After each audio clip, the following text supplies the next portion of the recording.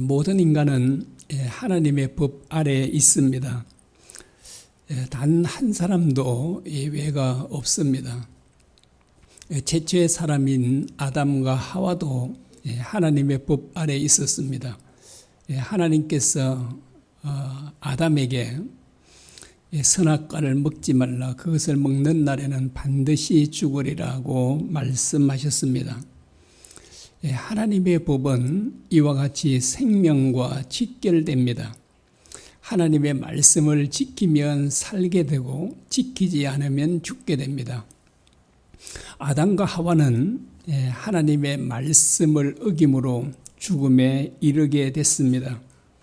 하나님께서 모세를 통해 우리 인간들이 마땅히 지켜야 될 그 율법을 주셨는데 그 핵심되는 율법이 바로 십계명입니다. 하나님께서 주신 그 율법을 지키면 살고 지키지 않으면 영원히 저주를 받아 죽게 될 것이라고 말씀합니다. 신명기 11장 27절에서 28절입니다. 제가 요약해서 말씀을 드리겠습니다. 내가 오늘 너희에게 명하는 하나님의 명령을 들으면 복이 될 것이요 너희가 하나님의 명령을 듣지 아니하면 저주를 받으리라. 하나님의 명령을 들으면 복을 받게 되고 듣지 않으면 저주를 받게 될 것이다 라고 말씀하는 말씀입니다. 대부분의 유대인들은 자기들이 하나님의 말씀을 잘 지킨다고 생각했습니다. 그리고 이 사도 바울도 주님을 만나기 전에 그렇게 생각했었습니다. 그러나 사도 바울은 부활하신 주님을 만나게 되자 자기가 얼마나 잘못된 삶을 살았는지를 깨닫게 됐습니다. 사도 바울이 이렇게 말을 합니다. 로마서 3장 23절입니다.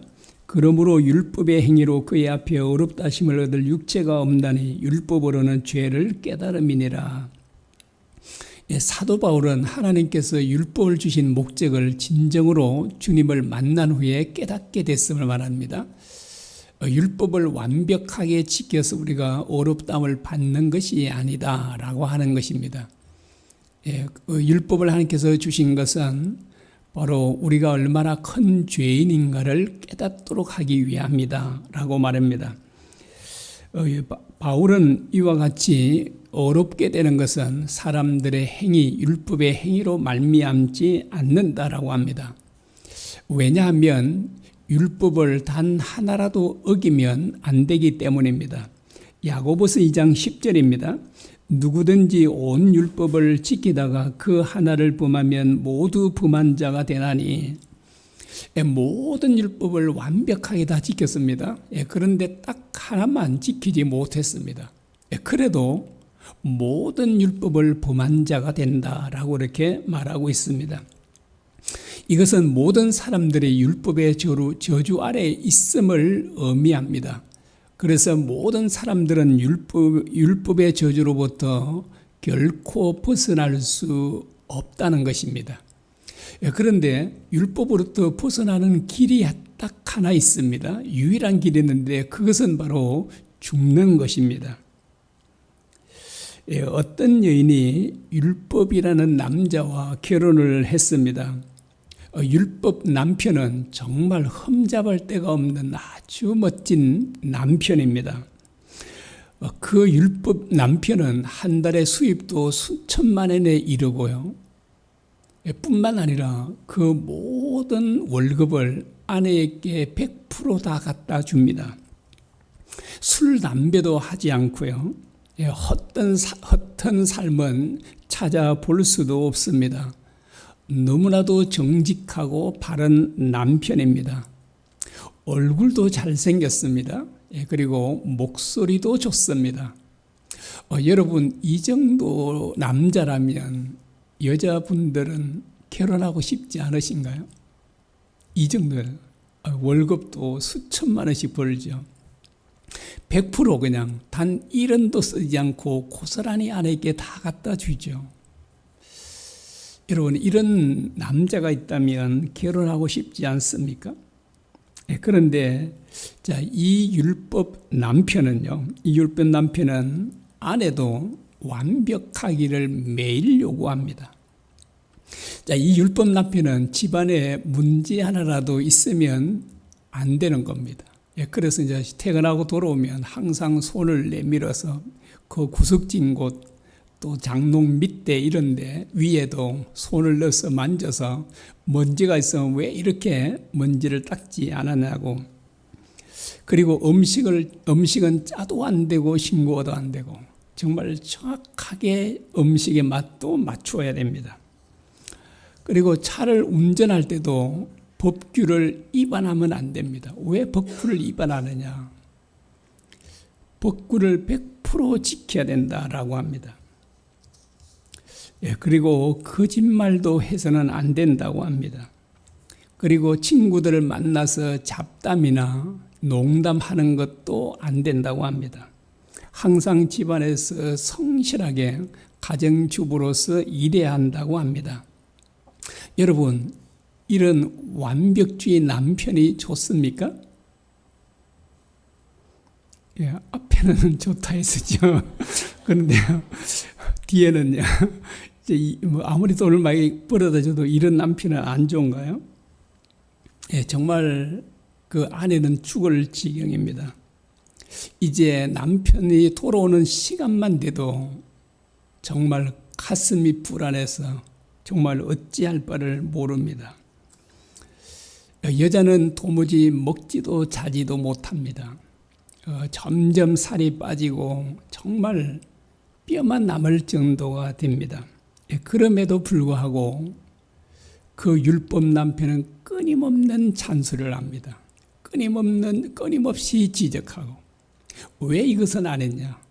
왜 이렇게 하느냐? 계속 끊임없이. 그래서 율법 남편에게는 자비와 사랑이라는 것을 찾아볼 수 없습니다. 도무지 함께 살 수가 없는데 벗어날 길이 없습니다. 어디로 멀리 도망쳐도 이 율법 남편은 끝까지 찾아와서 찾아냅니다. 그리고 율법 남편은 절대로 이혼도 안 된다고 합니다. 여러분은 이런 남편을 만나면 좋겠습니까? 아마 여자분들은 다 싫으시죠. 앞에만 있다면 얼마나 좋겠습니까? 율법 남편으로부터 벗어날 수 있는 유일한 길이 하나가 있습니다. 무엇인가요?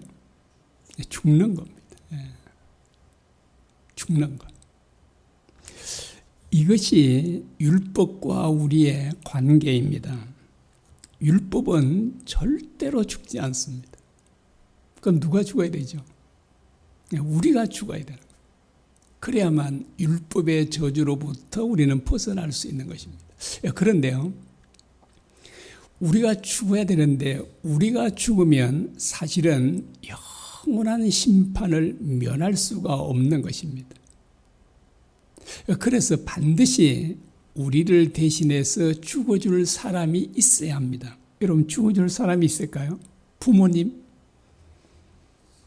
자식? 아니면 남편입니까? 아니면 아내입니까? 누구도 우리를 위해서 대신 죽어줄 수 없습니다. 왜냐하면 그들에게도 죄가 있기 때문입니다. 그런데 정말 놀랍게도 죄가 전혀 없으신, 죄를 알지도 못하신 주님께서 우리 대신 죽어주셨다고 성경은 말씀하고 있습니다. 오늘 본문 4절입니다. 그러므로 내 형제들아, 너희도 그리스도의 몸으로 말미암아 율법에 대하여 죽임을 당하였으니 이는 다른 이 곧 죽은 자 가운데서 살아나신 이에게 가서 우리가 하나님을 위하여 열매를 맺게 하려 함이라 라고 합니다. 이게 너희도 그리스도의 몸으로 말미암아 라고 합니다. 그리스도의 몸으로 말미암아, 이 말은 무엇이죠? 주님께서 우리 대신 죽음으로 말미암아, 자, 우리가 율법에 대해서 어떻게 했다고요? 죽었다고 말합니다. 주님께서 십자가에 달려 죽으실 때 우리도 율법에 대해서 죽었다라고 말씀하고 있습니다. 자, 율법에 대해서 이제 우리가 죽었으니까 우리는 어떻게 됐다고요? 예, 율법의 저주로부터 우리는 완전히 자유하게 되었다라고 이렇게 말합니다. 예, 갈라디아서 2장 19절에 이렇게 말합니다. 내가 율법으로 말미암아 율법에 대하여 죽었나니 이는 하나님에 대하여 살려 함이라. 여기도 율법에 대해서 우리가 죽었다라고 말합니다. 자, 율법에 대해서 죽었다는 말은 또 다르게 말하면 죄에 대해서 죽었다는 말과 동일합니다. 그리고 우리가 이미 로마서 6장 6절에서 우리가 살펴보았죠. 우리의 옛사람이 또한 주님과 함께 죽었다고 말씀합니다. 그리고 갈라디아서 5장 24절에서는 우리의 육체와 함께 정욕과 탐심이 죽었다고 말합니다. 그리스도 예수의 사람들은 육체와 함께 그 정욕과 탐심을 십자가에 못 박았느니라 라고 합니다. 여러분, 십자가에 못 박았다는 말은 무슨 말인가요? 십자가에 못 박았다는 말은 우리가 정욕과 탐심, 욕심이 죽었다라고 하는 말입니다. 여러분의 정욕과 욕망은 정말 죽었습니까? 제가 물으면 늘 그러죠. 안 죽은 것 같아요. 안 죽은 것 같아요. 성경에 뭐라고요? 죽었다고 하잖아요. 그런데 여러분은 계속 나는 안 죽었어요. 내 정욕과 내 욕망은 안 죽었어요. 내 안에 살아 있어요. 그냥 계속 안 죽었다 그러죠. 그런데 성경은요, 죽었다고 하잖아요. 누구 말이 맞을까요? 여러분들의 말일까요? 성경 말씀일까요? 성경이잖아요. 자, 율법에 대해서 뭐라고요? 죽었다 그러죠. 죄에 대해서는요, 죽었다 그러잖아요. 또 뭐가요? 우리의 육체의 정욕도 죽었다고 하잖아요. 자, 그게 죽었다면 우리는 더 이상 죄를 짓지 않아야 되지 않습니까? 그 논리가 그렇잖아요. 그게 다 죽었어요. 죄에 대해서도 죽고 율법에 대해서도 죽고 우리 육체의 정욕도 십자가에 못 박혀 죽었다고 하니까, 그렇다면 우리는 더 이상 죄를 짓지 않아야 되지 않는가라고 하는 게 정당한 질문이잖아요. 여러분, 우리가 죄를 더 이상 짓지 않아야 되는가요? 예, 그렇습니다. 예, 죄를 짓지 않아야 되죠. 죄를 짓지 않고 어떻게요? 우리는 죄가 아니라 거룩한 삶, 거룩한 열매를 반드시 우리는 맺어야 하는 것입니다. 그런데 우리는 죄를 짓고 있지 않습니까? 자, 왜 그렇죠? 왜 그런가요? 자, 육체의 정욕이 죽었다라고 했지 않습니까?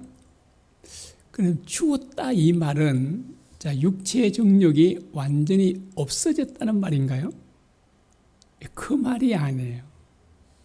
우리는 죽었다 그러면 이제 육체의 정욕, 육체의 욕망이 이제는 완전히 다 사라지고 없게 됐구나, 이렇게 이해를 하기 때문에 우리가 자꾸만 헷갈리는 겁니다.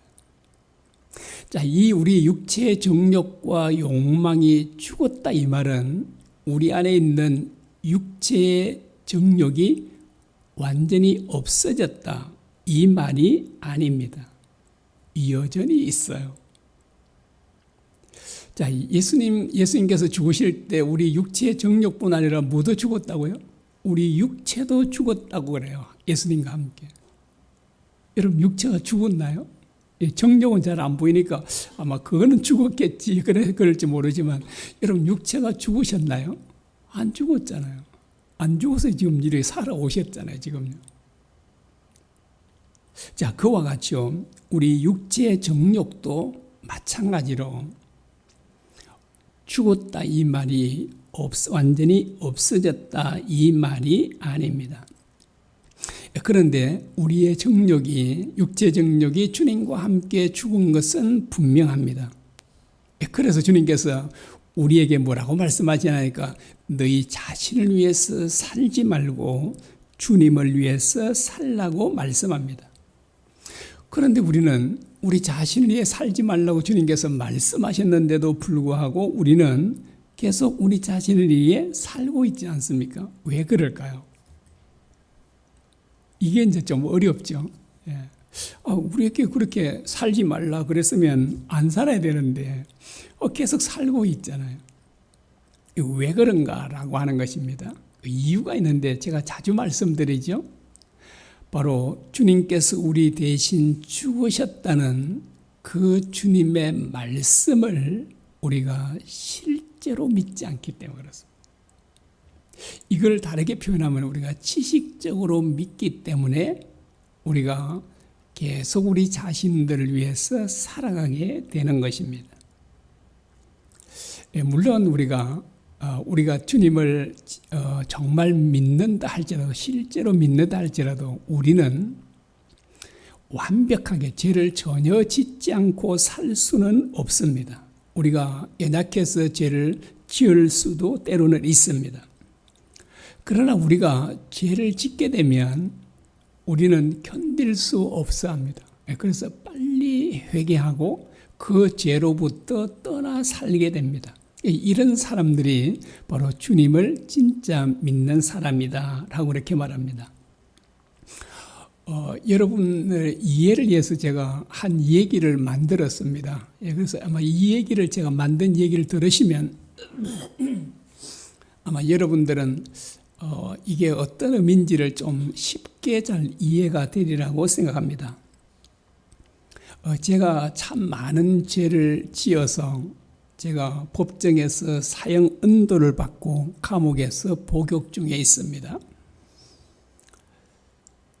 그런데 어느 날 교도관이 저를 찾아와서 내일 사형 집행이 될 것이다 라고 합니다. 그런데 어떤 사형을 제가 이제 받게 되느냐 하면 가장 큰 고통을 주는 거열행입니다. 여러분 거열형 들어보셨나요?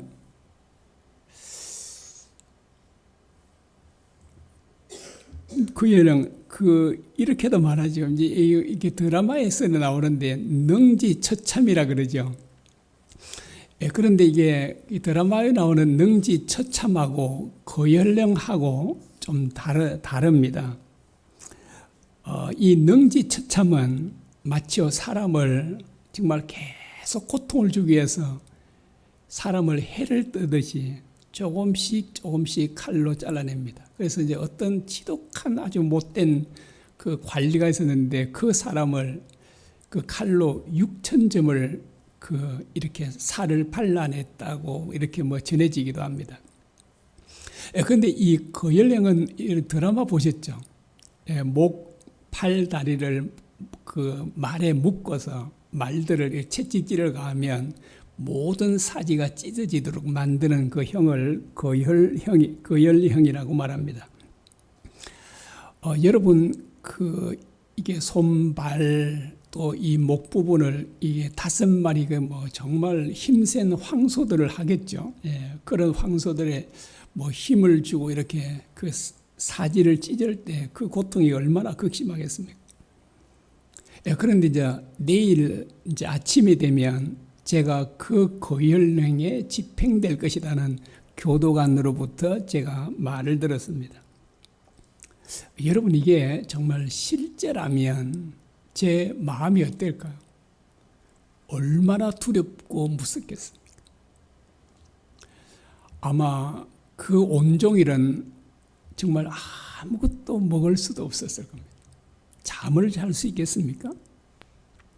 여러분 공포 중에 가장 극심한 공포는 죽음의 공포라 그러잖아요. 그 사형장에 가는 사람들이 전부 다 이렇게 소변을 옷에 그대로 갈기기도 하고 한답니다. 나중에 이렇게 신문할 때 보면 너무나도 두려우면 완전히 사람이 넋이 나가서 이렇게 주소가 어떻게 하냐, 그 이름이 뭐냐 이걸 신문에도 행설수설한다고 합니다. 얼마나 두려우면. 그래서 아마 제가 이제 내일 집행된다는 소식을 듣고 정말 저는 한 잠도 잘 수 없고 아무것도 먹지 못합니다. 그렇게 정말 온 밤을 뜬 눈으로 세웠을 때 새벽에 주님께서 저를 찾아오셔서 제 죄수의 복을 벗으라고 합니다. 그리고 주님께서 입고 계셨던 깨끗한 옷을 저에게 입혀주시고 주님께서 대신 제 이름이 적힌 죄수복을 주님께서 입으셨습니다. 그리고 주님께서 내가 너 대신 죽을 테니까 나가라고 말해줍니다. 그러면서 자신이 죽었다가 부활해서 반드시 너와 함께하고 너를 도와줄 것이다 라고 했습니다. 내가 이렇게 너를 대신해서 고통을 받고 죽는 것은 너를 너무나도 아끼고 사랑하기 때문이다 라고 말씀하십니다. 드디어 다음날 그날 아침에 주님께서 이제 많은 사람들이 지켜보는데 끌려와서 거열형을 받게 됩니다. 그리고 소들이 주님의 그 사지들을 계속 땡겼을 때 그 고통은 말로 다 할 수 없잖아요. 그리고 아마 어쩌면 그 고통을 주기 위해서 쉽게 그냥 단숨에 하지 않고요. 계속 그렇게 조금씩 찢어간다면 여러분 그 사지가 팔이 떨어져 나가고 다리가 떨어져 나가고 이런 그 고통들이 정말 말로 다 할 수 없을 것입니다. 여러분 사람들은 구경을 하지만 저는 그것을 볼 때 구경할 수가 없는 거잖아요. 저는 그 장면을 보면서 어땠을까요? 정말 가슴을 치며 통곡하겠죠. 왜냐하면 내 죄 때문에 주님께서 저런 고통과 그런 아픔을 당한다고 생각하기 때문입니다. 주님께서 나를 내보내실 때 이렇게 말씀하셨습니다. 너는 밖으로 나가면 다시는 내 자신을 위해 살지 말라. 나를 위해 살아라 라고 주님께서 말씀해 주셨습니다. 여러분 드디어 주님은 운명하셨습니다. 그리고 나는 주님 때문에 내가 살아났습니다. 여러분 제가 그 모든 장면을 보았다면 그리고 주님께서 나를 위해서 그 고통과 죽임을 당하셨다면 여러분 제가 어떻게 살까요? 이전처럼 내 자신을 위해서 살아갈까요? 그렇게 살지 않을 것입니다. 주님께서 말씀하신 대로 저는 다시는 제 자신을 위해 살지 않을 것입니다. 주님께서 말씀하신 대로 주님을 위해 살 것입니다. 내 자신을 위해 산다는 것은 내 마음대로 내 뜻대로 산다는 것을 의미하고 주님을 위해 산다는 것은 주님 뜻대로 주님 말씀대로 산다는 것을 의미합니다. 그런데 주님의 말씀은 항상 다른 사람의 유익을 위해 살게 됩니다. 그래서 서로 사랑하라라고 하잖아요. 그러면 상대방을 위한 모든 삶이 된다는 것을 보여주고 있습니다. 그런데 제가 이제 감옥에서 나올 때 저는 이전과 똑같은 육체를 가지고 나왔습니다. 그리고 내 안에는 정욕과 욕심이 그대로 있습니다. 그러면 제가 제 안에 있는 정욕을 쫓아 살까요? 살지 않을까요? 절대로 살지 않을 것입니다. 내 안에 정욕이 있지만 그래서 내가 이 정욕을 쫓아 살지 않는 것을 뭐라고요? 죽었다고 표현하는 겁니다. 자, 우리가 우리의 정욕이 또 정욕과 욕심이 십자가에 못 박았다 이 말은 무슨 말이라고요? 주님과 함께 죽었다 이 말은 우리의 정욕과 욕심도 죽었다는 말이라. 그래서 이제 제가 주님께서 나를 위해서 거열형을 당한 것을 내가 보았다면 실제로 주님께서 당하셨다면 나는 다시는 나를 위해 살지 않자. 내 안에 있는 정욕을 쫓아 살지 않을 것입니다. 왜요? 이 정욕은 주님이 죽으실 때 함께 죽었기 때문입니다. 이 죽었다는 말은 없어졌다는 말이 아니라 그랬죠. 정욕이 여전히 내 안에 욕심이 있어요. 그런데 주님의 은혜를 받은 것을 생각할 때 그것을 내가 실제로 믿으면 이 안에 있는 정욕을 쫓아 나는 살지 않게 된다는 것을 의미합니다. 물론 이제 제가 연약해서 죄를 지을 때도 있죠. 그러면 이 죄가 나를 법정으로 끌고 갑니다. 그러면 그 법이 이제 죄를 지었으니까 이제 법이 어떻게 해요? 저를 또한 사형 판결을 내려서 죽여야 되지 않습니까? 그런데 법정 기록에는 이렇게 기록되어 있습니다. 서용하는 몇 년 몇월 며칠 거열형에 처해졌음. 이렇게 기록되어 있습니다. 그러면 자, 그 법정에서 다시 저를 죽일 수 있나요, 없나요? 죽일 수가 없잖아요. 이미 죽었기 때문에. 여러분, 죽은 사람을 또다시 죽일 수가 없잖아요. 지금 법정 기록에는 서용하가 죽었다라고 하잖아요. 근데 이 이름이 누구도 있다고? 여러분들의 이름도 다 그게 기록이 되어 있습니다. 하나님의 법정에 보면 이미 여러분들의 이름이 사형을 받았음, 십자가에서 사형을 받았음, 누구누구는 사형을 몇 년 몇월 며칠에 사형을 받았음, 이렇게 되어 있습니다. 우리나라 헌법에도 일사부재리의 원칙이 있습니다. 동일한 범죄에 대해서는 거듭 처벌받지 아니한다, 이렇게 이제 되어 있습니다. 그러죠. 죄를 범해서 이 사람이 사형을 언도를 내서 집행을 했는데 또다시 죄를 범했다고 또다시 죽이지 못합니다. 죽은 사람을 죽일 수도 없는 거잖아요. 죽일 수도 없고 죽이지도 않습니다. 자, 우리가 범죄해도 정죄받지 아니하는 것은요, 주님께서 우리 대신 모든 것을 우리 죄에 대한 대가를 완벽하게 갚아주셨기 때문입니다. 그래서 로마서 8장 1절에 이렇게 말씀합니다. 그러므로 이제 그리스도 예수 안에 있는 자에게는 결코 정죄함이 없나니. 예수 그리스도 안에 있다는 말은 예수님을 믿는 자에게는 이런 뜻이잖아요. 예수님을 믿는 자에게는 뭐가 없다고요? 결코 정죄함이 없다고. 결코 정죄함이 없다는 말은 형벌이 없다는 말이거든요. 그래서 자, 이제 좀 이해가 되시는가요? 우리가 죄를 범해도 우리는 더 이상 죄에 대한 형벌을 받지 않습니다. 왜 그렇다고요? 이미 우리는 죽었기 때문에, 받았기 때문에. 자, 죄의 삭은 사망이라 그러잖아요. 그래서 우리가 죄에 대한 형벌을 받지 않게 됩니다. 왜 그렇다고요? 우리는 이미 주님과 함께 죽었기 때문에. 그 모든 죄에 대한 대가를 완벽하게 다 지불했기 때문에 우리가 예수님을 믿고 난 이후에 죄를 짓는 것에 대해서는 뭐 한다고요? 정죄를 받지 않는다라고 합니다. 그래서 아까 좀 전에 읽어드린 바로 로마서 8장 1절입니다. 다시 한번 제가 읽어드리겠습니다. 그러므로 이제 그리스도 예수 안에 있는 자에게는, 예수님을 믿는 자에게는 결코 정죄함이 없나니. 여러분, 이 말씀이 좋으시죠? 얼마나 좋은가요, 진짜? 결코 정죄함이 없다. 여러분들이 연약해서 죄를 짓더라도 여러분은 결코 정죄를 받지 않습니다. 지옥의 심판을 받지 않아요. 왜 그렇다고요? 여러분들의 이름이 하나님 법정 그 기록에 언제 죽었다고, 십자가에 못 박혀 죽었다고 기록되어 있습니다.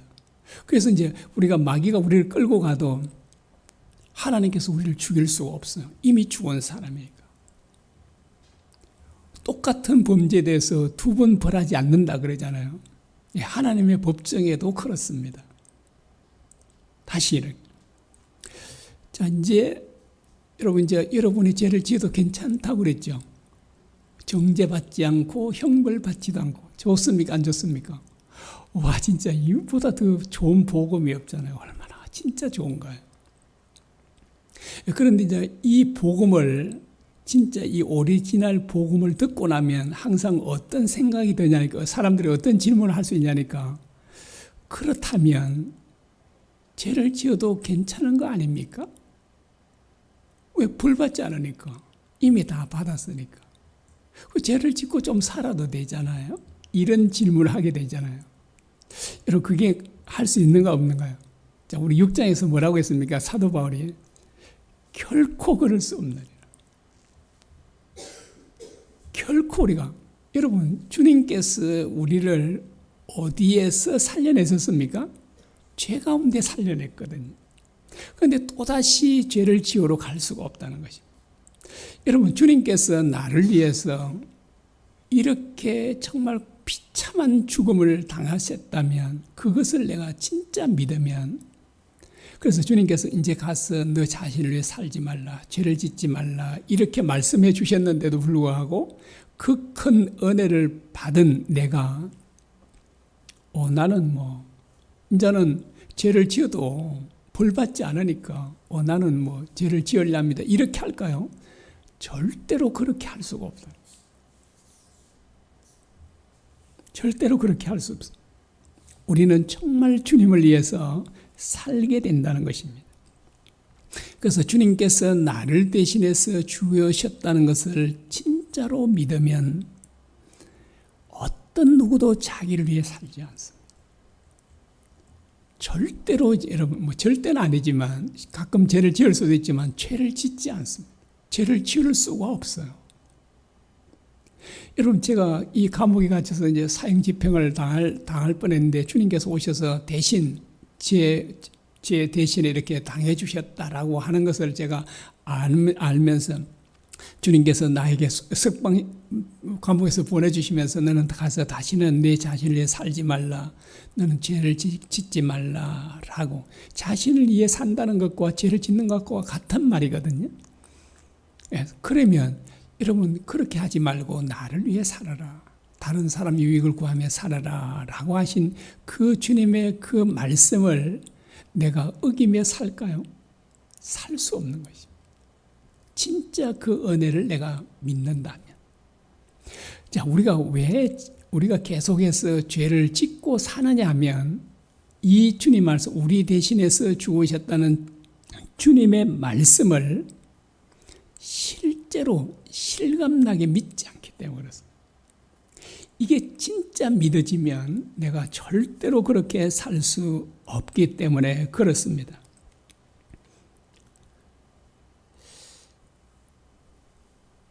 여러분, 주님께서 우리 대신 죽으신 것은 우리가 대신 죽은 것과 똑같습니다. 그래서 이제는 제도요, 그리고 율법도 우리를 어찌할 수가 없는 겁니다. 여러분, 우리가 죄를 짓잖아요. 그럼 죄가 우리를 법정으로 끌고 갑니다. 자, 이 사람이 죄를 짓으니까 이 사람에게 사형 언도를 내려주십시오라고 합니다. 그래 이제 법이 살펴보잖아요. 율법이 살펴보니까 이 사람은 이런 죄를 지었으니까 사형을 받아야 되겠다 해서 사형을 하려고 보니까 어때요? 여러분들의 이름이 다 죽었다고 기록되어 있는 겁니다. 그러면 이 죄도요, 어떤 권리도 우리에게 없습니다. 율법이요, 우리를 얽어맬 수 없습니다. 왜요? 우리가 이미 죄에 대하여, 율법에 대해서 이미 죽었기 때문입니다. 그래서 죄와 율법은 더 이상 우리를 지배할 수가 없게 됐다라고 하는 것입니다. 그래서 우리는 이 죄로부터, 율법으로부터 완전하게 자유를 얻고 온전히 구원을 얻게 됐다라고 하는 것입니다. 그런데 우리가 구원 얻은 것은 단지 육체적인 구원뿐 아니죠. 우리가 영원한 심판으로부터 우리가 구원을 얻게 됐습니다. 자, 이런 은혜를 생각할 때 우리가, 여러분, 남은 삶을 우리가 어떻게 살겠습니까? 당연히 우리는 주님을 위해 살게 될 것입니다. 그리고 우리가 이렇게 이런 삶을, 나를 위한 삶이 아니라 주님을 위한 삶을 살지 못하는 것은 이유가 뭐라고요? 이 주님의 말씀, 이 말씀이 우리가 실제로 믿어지지 않기 때문에 그렇습니다. 이 말씀이 실제로 믿어지면 우리는 정말 주님을 위해 살지 않을 수가 없게 돼요. 나를 위해 살 수가 없는 겁니다. 아무리 살아라고 해도 그렇게 사라지지가 않게 돼요. 그러면 결국 우리에게 필요한 게 뭐죠? 이 말씀이 그대로, 사실 그대로 믿어지는 게 중요하잖아요. 그래서 우리에게는 정말 믿음으로 구원을 얻는다, 이렇게도 말합니다. 이게 믿음이 얼마나 중요한가는. 그래서 여러분, 어떤 분들은 잘 믿어지는 분도 계시고 어떤 분들은 잘 안 믿어지는 분도 계시죠. 주님의 말씀이요. 근데 저는 여러분들이 다 믿게 되리라고 믿습니다. 그리고 여러분들이 다 믿을 때까지는 제가 이 말씀을 끊임없이 전하려고 합니다. 그래서 여러분들이 계속 이 말씀을 듣다 보면 여러분 자신도 모르게 여러분 정말 주일마다 주일 한 분만 듣더라도 물론 다른 데도 말씀을 듣지만 그렇게 여러분들이 잘 믿어지지 않는 분들도 여러분들이 꼭 믿어지도록 하려고 하는 게 정말 제가 거기에 대해서 힘쓰려고 하는 게 이 부분입니다. 그래서 여러분들이 다 믿게 되라고 믿습니다. 왜냐니까 주님께서 이 믿음을 주시기를 원하시니까요. 그래서 이제 여러분 걱정하지 마시고 지금 좀 잘 확실히 믿어지는 분들은 더 굳건한 믿음에 이제 나아가시고 정말 나는 좀 잘 안 믿어져요. 이런 분들은 전혀 걱정하지 마시고 그냥 가만히 앉아 계십시오. 그러면 제가 정말 주님께 기도하고 이 말씀을 준비해서 여러분들로 하여금 정말 믿을 수 있도록 제가 여러분을 도울 겁니다. 그러면 제가 이 말씀을 전할 때 반드시 주의 성령께서 역사하셔서 여러분들로 하여금 믿게 해주실 겁니다. 그래서 염려하지 마시고 왜 그렇게 계속 말씀을 들으면 믿어질까요? 믿음은 들으면서 온다 그러잖아요. 말씀을 들을 때 온다라고 하지 않습니까? 그래서 여러분 계속해서 집중해서 듣기는 해야 됩니다. 그리고 이 자리에 오시고 또 이래서 계속 말씀을 듣고 그리고 이제 집에 있을 때도 여러분 성경 말씀을 매일 읽고 묵상하고 그 말씀에 순종하려고 그렇게 마음을 먹으시면 주님께서 반드시 도와주십니다. 그러면 여러분들은 자신도 모르게 계속 끊임없이 우리 믿음의 창조주이신 권원이신 주님을 계속 바라보고 이렇게 사시면 여러분들이 얼마 되지 않아서 여러분들이 실제로 믿어지는 역사가 일어나게 될 것입니다. 그러면 실제로 믿어지면 주님의 은혜가 얼마나 큰지를 깨닫게 되고 그리고 여러분들은 정말 자신들을 위해 살지 않고 정말 주님을 위해서 남의 유익을 위해서 살게 될 것입니다. 자, 오늘 우리가 또 같이 함께 살펴봤습니다. 전에는 죄에 대해서 죽었다 그랬죠? 자, 오늘은 율법에 대해서 죽었다라고 했습니다. 언제요? 주님께서 죽으실 때 함께 죽었다라고 하는 것입니다. 그리고 우리의 심지어 정욕과 욕망도 죽었다 그랬죠. 그런데 그런 것들이 없어졌다고요? 그대로 있다고요? 그대로 있다라고 했는데도 우리는 그 말씀이 주님 말씀은 죽었다라고 표현한 것입니다. 이 죽었다는 표현이 어떤 의미인지도 제가 예를 들어서도 말씀했습니다. 아마 여러분들이 이 예를 들으면서 율법에 대해서 죽었다는 말이 죄에 대해서 죽었다는 말이 그리고 정욕과 욕망이 죽었다는 말이 무슨 말인지를 상당히 좀 제가 볼 때는 이해했으리라고 생각합니다. 그래서 이 말씀들을 계속 묵상하시면 좋겠습니다. 우리